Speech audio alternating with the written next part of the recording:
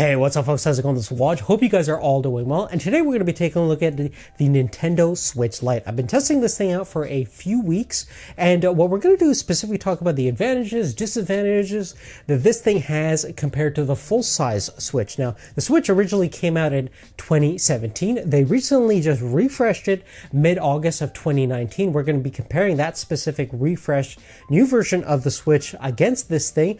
Big differences, obviously the portable form factor. It's $100 cheaper, but with the portability aspect of things, there are some limitations as well as some advantages that we'll talk about. So if you're interested to see how the Switch Lite compares against the full-size Switch and to see which one's the better overall gaming console, is a perfect video for you. And let's get right into this comparison. Now, the first thing about the Switch Lite is, just like the name implies, we're looking at a smaller version of the full-size Switch, so you don't have the detachable Joy-Cons, which results in a slightly smaller form factor, which definitely looks a little bit more sleeker, slightly more portable. I still don't think that the Switch Lite is fully pocketable, but definitely more pocketable than the full-size Switch, which looks very awkward in the pockets. Now, probably the biggest difference is in the hand. The Switch Lite definitely feels a lot more lighter. It's only weighing around 276 grams versus the Switch with the Joy-Cons is just under 400 grams, and it definitely feels less flimsy, definitely more durable. It has a matte finish at the back, so it's definitely not as big of a fingerprint magnet as the Switch. It also doesn't feature a kickstand, so it's definitely a lot more kid-friendly and generally more durable for portability's sake. Now, another cool thing about the Switch Lite is that even though it's called the Lite, from a performance and hardware perspective, internally it's pretty much identical to the specifications that we find on the full-size Switch. So we still have the same resolution screen, which is 1280 by 720, but because it's a little bit smaller, the pixel density goes up by a slight margin. So from a PPI count, you're looking at 267 on the Switch Lite versus about 236 on the full-size Switch, which has a slightly larger display. And the screen quality itself, in terms of brightness, color rendition, and black levels, is pretty much identical to the standard Switch, so you're not going to see a big difference there. Furthermore, since the bezels on the Switch Lite are a little bit thinner profile and it's not as bulky, I definitely think from a handheld experience, it's definitely the superior device. Definitely feels a little bit more immersive and seamless compared to the full-size Switch. Additionally, in terms of the internal performance, we're looking at the same exact custom NVIDIA Tegra architecture in terms of its CPU and GPU combination, so there's not going to be a difference in terms of graphical performance, overall loading speed. They both have the exact same wireless chip for AC Wi-Fi, Bluetooth 4.1, as well as near-field communication technology. Furthermore, the Switch Lite also has a full-size USB Type-C connection for charging,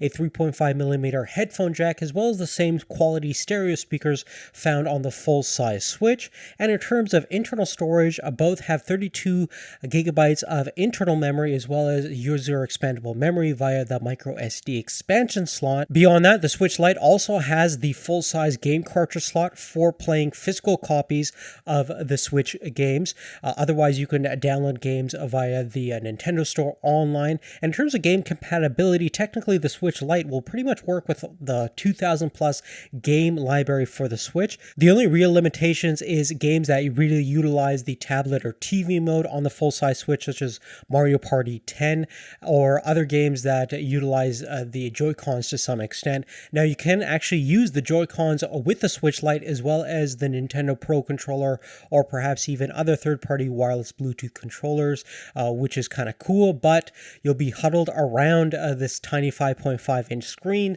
if you have a bunch of people playing multiplayer, which definitely can be cumbersome, and there's no way at the current moment to output the Switch Lite to a larger 1080p display TV. And that's one of the key differences between the Switch Lite and the full-size Switch, is the fact that you have the versatility of the full-size Switch to play in handheld mode, tablet mode, as well as TV mode, and it can render out 1080p at 60 FPS, versus we don't have that capability on the Switch Lite because it's really limited to playing games on the built-in 720p display. Furthermore, in terms of the gamepad button arrangements, you're looking at pretty much the exact same number of controls found on the Joy-Cons on the full-size Switch. And in terms of the tactile sensation of the buttons, it has that traditional clicky, slightly slightly mechanical feel that you get from Nintendo gamepads, which is awesome to see. The size of all the buttons, triggers, as well as thumbsticks are pretty much identical. The only exception is the directional pad on the Switch Lite is more of a plus shape, more of a traditional Nintendo style stuff that you would see in the old NES, and it feels really nice. There's really no complaints in terms of that, but some people may prefer the layout on the full-size Switch, which is individually laid out for the D-pad, may provide a little bit more precision, especially for fighting games and things like that.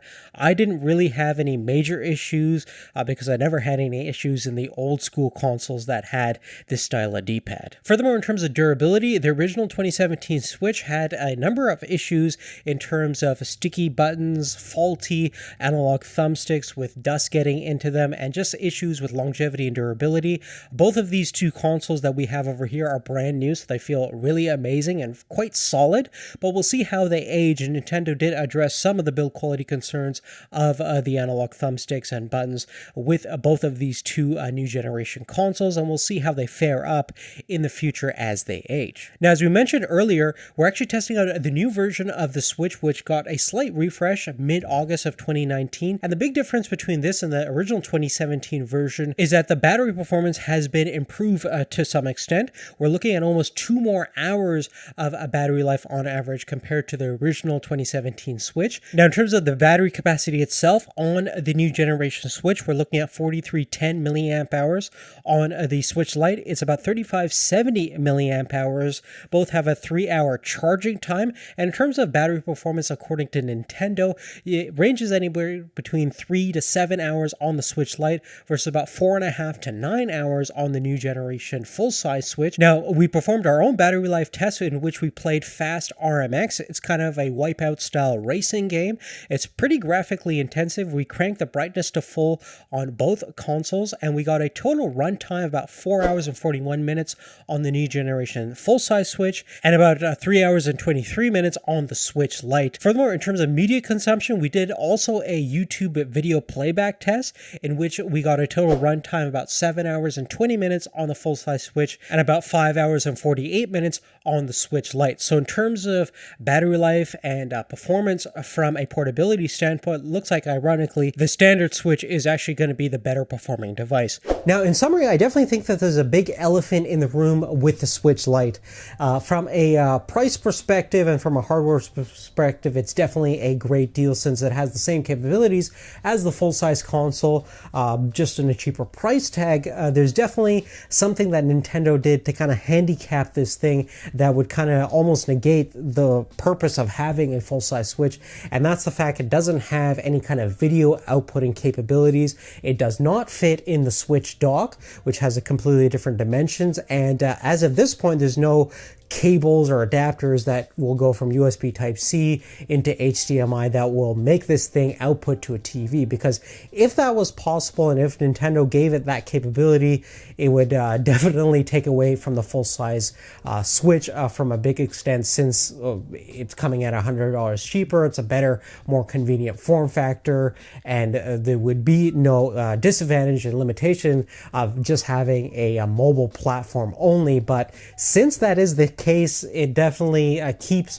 the full-size Switch relevant in that circumstance, and as we mentioned before, the battery life is better and certainly has the better kind of multi-platform capabilities for having multiple players and things like that. This is kind of a one-man kind of show, although you can still, as we mentioned before, hook it up with controllers. You're always going to be limited to this 5.5-inch screen. Now, as a portable gaming device, this is the best thing that Nintendo has done thus far, and probably going to eventually replace the 2DS, 3DS, and everything like that. We'll have a comparison of the new 2DS XL versus this thing, so definitely check out that video in the description down below or on the card once that video becomes available. In the meantime, definitely love to hear your thoughts and opinion on the Switch Lite. Are you going to be getting one? I definitely think that it's going to be a huge seller in terms of this holiday season going forward. Definitely probably the most popular device that most kids and things like that are going to want. Certainly I'm a big fan of it right now. Just playing on the go with a awesome mobile platform like this is Definitely worth the $200 in my opinion. But again, love to hear your thoughts. If you have any specific questions, let me know. Check out the description down below for more details about all the products we talked about. If you're interested in getting the Switch, you can go through our Amazon affiliate link. Helps us out a little bit. And I definitely want to give you guys a huge shout out for supporting the channel throughout the years. Without you, none of this would be possible. Thanks again for watching, and we'll see you later. Take care.